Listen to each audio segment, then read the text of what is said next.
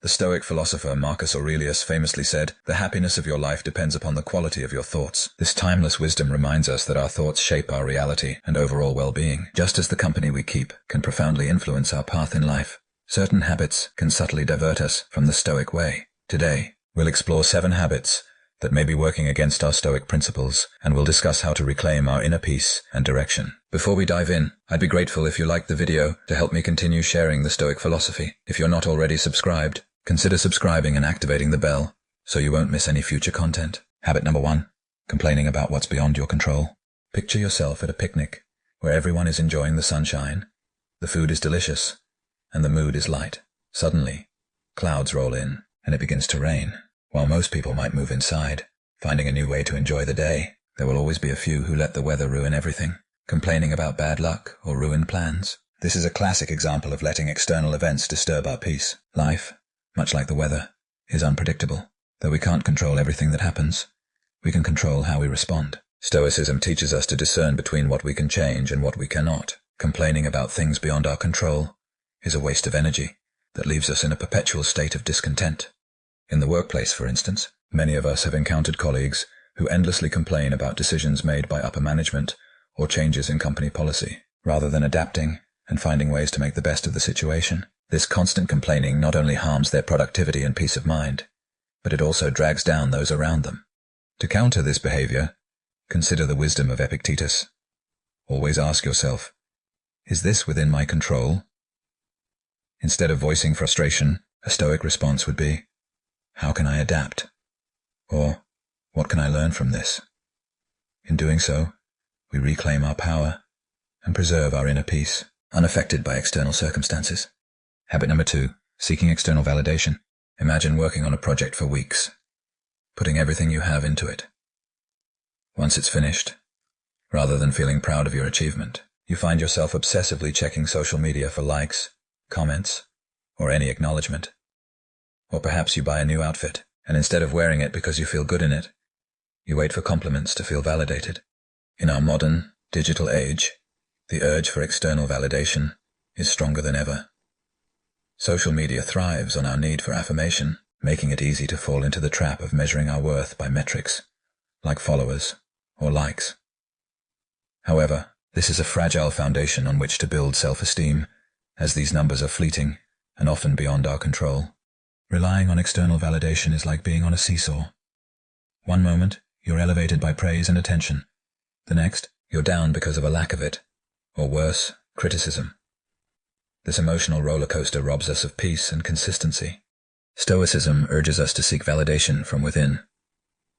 As Epictetus wisely stated, it's not what happens to you, but how you react to it that matters. This teaches us that the true measure of our worth comes not from the opinions of others, but from our own actions and growth. So next time you find yourself seeking external validation, ask yourself, am I proud of my actions? Is this enough? Remember, while feedback can be helpful, true self-worth comes from our virtues, intentions, and integrity. Habit number 3, being controlled by your emotions. Imagine being at a family gathering when a relative, perhaps unintentionally, makes a comment about a recent choice you've made, maybe about your job, a relationship, or a lifestyle change. That comment stings, and a flood of emotions rushes in: anger, defensiveness, or sadness. Before you know it, you snap back with a harsh response, creating tension. This is a perfect example of being swept away by emotions.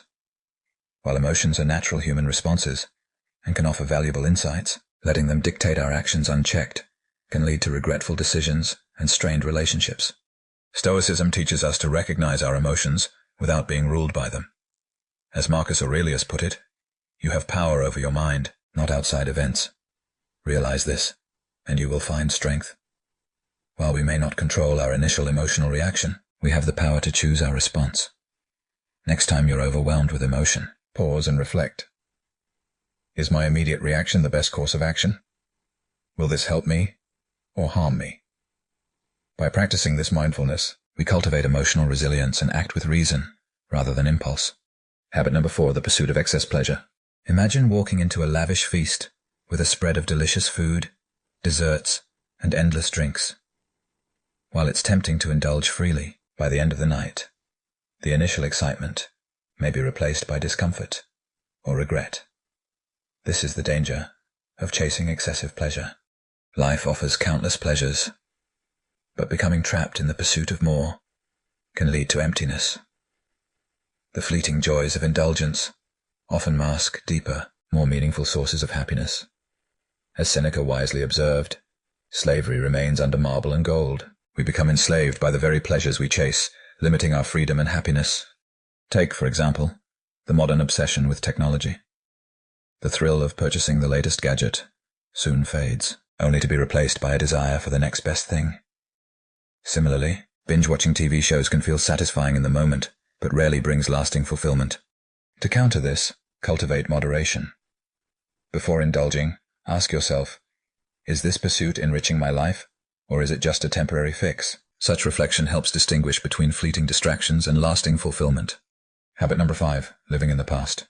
Picture yourself enjoying a peaceful evening on your porch, but instead of appreciating the present moment, your mind is stuck in the past. You're thinking about a mistake you made, a lost opportunity, or someone you once knew. While it's natural to reminisce, dwelling on the past can prevent us from living fully in the present. When we fixate on past regrets or missed chances, it's like carrying a heavy load through life. This mental weight slows us down and keeps us from seeing the possibilities before us. As Epictetus said, men are disturbed not by things, but by the views which they take of them. Often, it's not the past that causes suffering, but how we continue to interpret it. To free ourselves, practice mindfulness.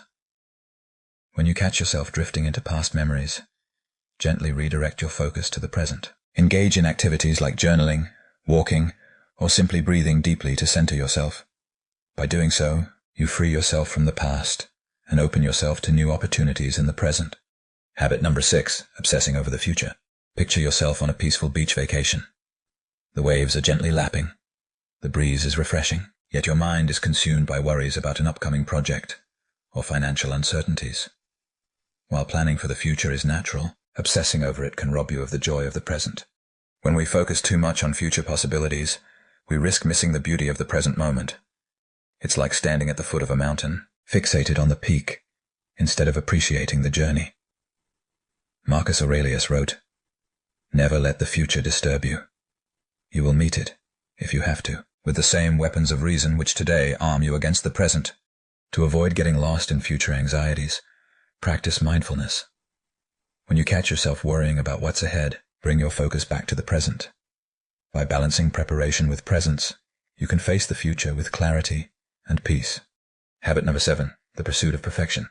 Imagine hosting a dinner party where everyone is enjoying themselves, the food is great, and the atmosphere is lively. But instead of appreciating the moment, you're obsessing over a dish that's slightly oversalted, or a table setting that's not perfect. This relentless pursuit of perfection can overshadow even the most enjoyable experiences. In today's world, social media amplifies the pressure to attain perfection in every area of life. Whether it's the ideal career, flawless relationships, or a perfect home, this constant pursuit can lead to frustration and burnout. Seneca wisely said, "To wish for perfection is a sure way to become unhappy." The pursuit of perfection often leaves us feeling inadequate, as perfection is an elusive goal. Instead, embrace the idea of good enough. Striving for excellence is noble, but perfection is rarely attainable. Recognize that beauty often lies in imperfection, and it's the overall process that matters, not the minor flaws. To break free from perfectionism, ask yourself, is this detail truly important? Will it matter in the long run? By shifting your perspective, you can focus on progress and enjoy life without being weighed down by unattainable standards. Outro. Reflecting on the wisdom of the Stoics, we see that self-awareness and introspection are key to living a balanced and resilient life. As we've explored these 7 anti-Stoic habits, I hope you've gained valuable insights to refine your own journey. Remember, Stoicism is about progress, not perfection, and cultivating the right perspective. Take a moment to reflect. Are you falling into any of these habits? How can you course correct and improve? Share your thoughts and experiences in the comments below. Let's foster a